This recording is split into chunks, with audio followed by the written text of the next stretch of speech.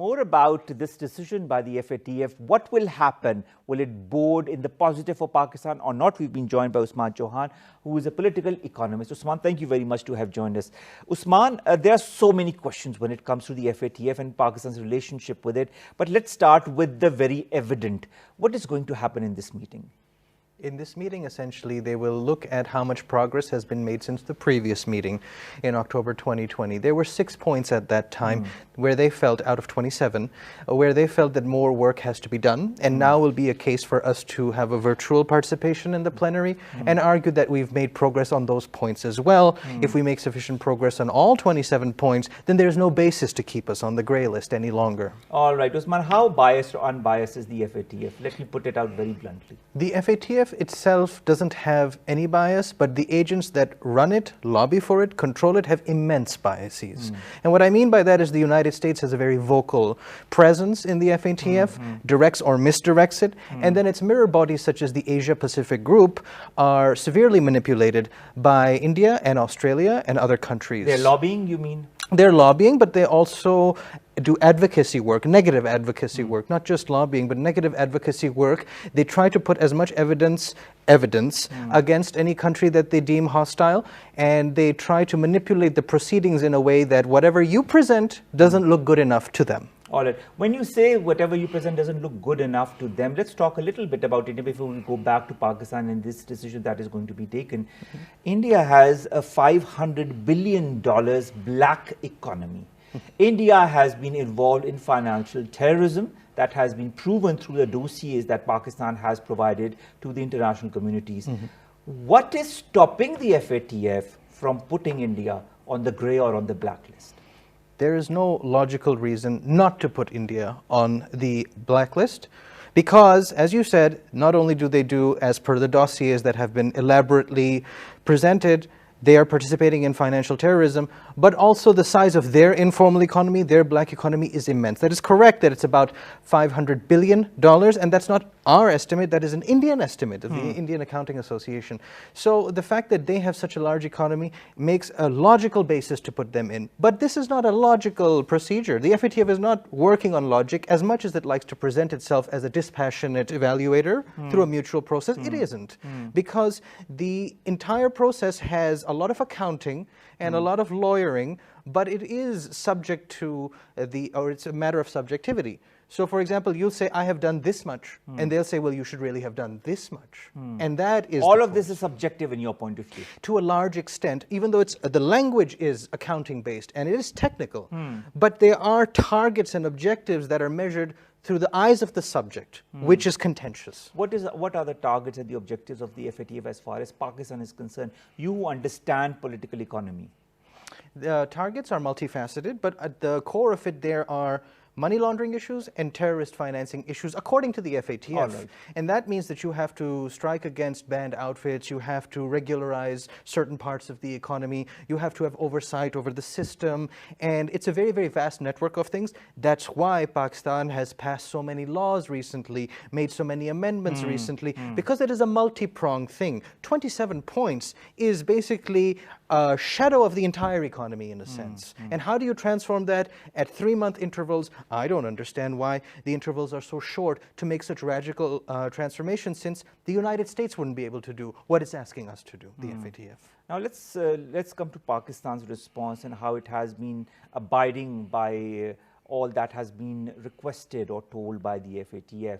How much do you feel Pakistan has been compliant in your point of view before October and between October and now? Before October, we were already making tremendous strides. That is because we were doing things on the legislative front. That means that we have at least a basis to proceed in a manner that would be satisfactory to any neutral observer. After that, the 6 points are more related to the actual prosecutions, how long the prosecutions, how severe the prosecutions and the sanctions are on the outfits that the FATF is dissatisfied with. And that is, of course, a function of time. That's why they prolonged it from October onwards to now. All right. All right. Now, the decision will come out on the 25th, which is right around the corner in about 3 days' time. How optimistic or not are you about Pakistan exiting the grey list? If this was a merit-based process, I would be 80% confident that we would be on the whitelist at the end of this. But the truth is that it's not a merit-based process, and that there's a lot of political machinations and big picture things, anti-Pakistan sentiments, or larger geopolitical considerations. So since it's not a merit-based process, that 80% confidence I would have declines considerably. Right. Now, Usman, reports indicate that the jury is divided as far as exiting Pakistan out of the grey list is concerned. Is this division in the jury also because of the strong lobbying from the countries that are important to the FATF, and we've already named them, the US and India, or do you feel there are other factors at work as well? I think that by and large, the most important thing is the lobbying effort being done by the powers that be in the Asia-Pacific Group mirror body and in the FATF. That's not just the United States and India, but there are countries like France which come into play as well, which may have their own tahaffuzat, their own reservations against us. So there is a big, large, preponderant element of that above all things. Yes. All right. Now, speaking of Pakistan, how many other countries do you feel are following the example of Pakistan as far as complying with the FATF requirements? There are other countries that have had to go through a similar journey. For example, Sri Lanka had to go through it. They are very small islands that are sovereign nations in the Pacific and the Caribbean that had to go through it. But because the political machinations were not so great against those countries and there was not a big neighboring country lobbying against them, they managed to get out over time. All right. Now, if, for example, let's talk about scenarios, overall scenarios as per the result that will be announced on the 25th. What if Pakistan does not come out of the grey list? What then? There will be again a 3-month deadline for Pakistan to comply with whatever they ask Pakistan to comply with, and then they will again decide in 3 months' time whether Pakistan should or needs to come out of it, or what will happen in your point of view? I think that what you've presented is the most likely scenario, is that if they're not satisfied, quote, satisfied with the progress that Pakistan has made, which is tremendous progress, then what you will have is a subsequent plenary. The plenaries happen in February, June, and October. So the next event will be, so June is our next one, June 2021, and they will look and see if they're satisfied. But there are strong vested interests that want to keep us in this limbo. The fact that you could be put on black seems ridiculous, but the fact that you would be put on white would be too convenient for countries hostile to us, specifically our eastern neighbor. So keeping us in that limbo already causes significant damage, because countries that want to, or institutions and companies even, that want to do business in Pakistan have to think twice before they invest further here or conduct commerce here, because there are stipulations with the banking system or the financial regulatory system which holds them back. So even as it is, the most reasonable estimate is that there's about $10 billion of annual loss to Pakistan on the grey list as it is, which is significant. All right, but for any company that wants to invest in Pakistan, Usman, do you feel that Pakistan being on the grey list impacts its contribution or its investment into Pakistan?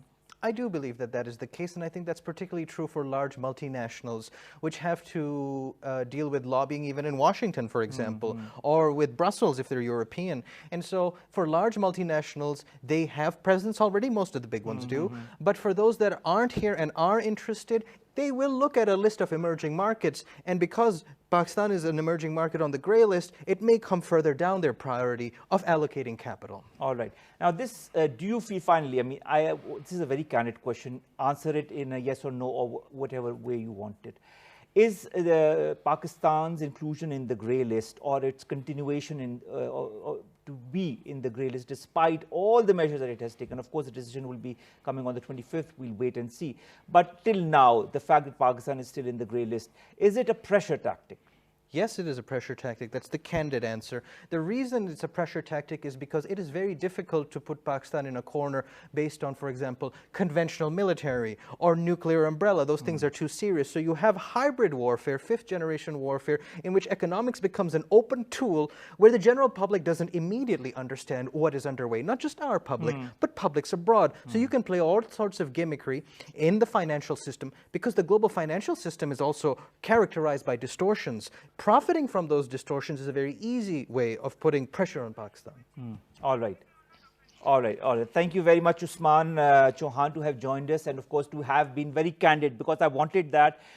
Despite, of course, we want our viewers to understand what the FATF is all about, what these pressure tactics are all about, what Pakistan has been doing, and I'm amazed to see that despite what Pakistan has been doing, it's still not out of the grey list. But as you explained to me during this segment as well, as long as Pakistan does not favor well with certain powers that be, it might continue to be. But let's see, let's remain optimistic and wait for the 25th of this month to see what has been decided by the FATF. Thank you very much, Usman Chohan, to have joined us.